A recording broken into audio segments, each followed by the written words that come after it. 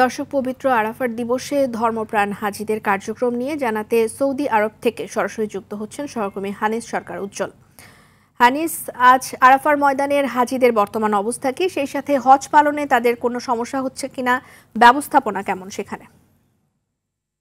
হিরাদুনা বিনতে জলিল, আপনাকে ধন্যবাদ। আপনাকে হজ মোবারক। আসলে আপনি যা জানতে চেয়েছেন, আলহামদুলিল্লাহ সৌদি সরকার কিন্তু এবার সবচেয়ে ভালো একটি হজ উপস্থাপন করার জন্য চেষ্টা করছেন এবং সেটি ইনশাল্লাহ পারবে।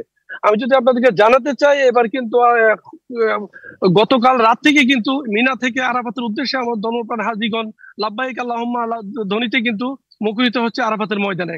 এখন কিন্তু অসংখ্য হাজিগণ উপস্থিত হয়েছেন আরাফাতের ময়দানে। আজকে আমি যদি জানিয়ে রাখি, 12টা 16 মিনিটে খুতবা শুরু হবেন এবং 1টা 16 মিনিটে খুতবা শেষ হবেন। শেষ হওয়ার পরে কিন্তু জুহর এবং আসরের নামাজ একসাথে আদায় করবেন ধর্মপ্রাণ হাজিরা। এবং আসরের নামাজের পর পর যে সূর্য অস্তের সাথে সাথে কিন্তু তারা কিন্তু রওনা হবেন মুজদালিফার উদ্দেশ্যে। মুজদালিফায় গিয়ে কিন্তু তারা সারা রাত্র যাপন করবেন, খোলা আকাশের নিচে কঙ্কর সংগ্রহ করবেন।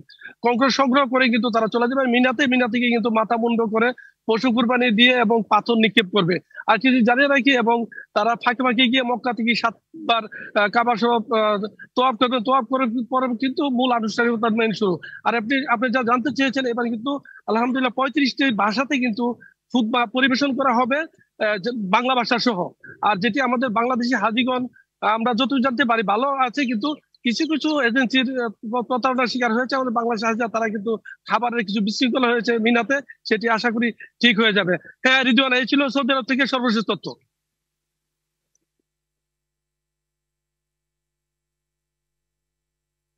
হানিস, আপনাকে ধন্যবাদ। সৌদি আরব থেকে হজের ব্যাপারে জানাচ্ছিলেন।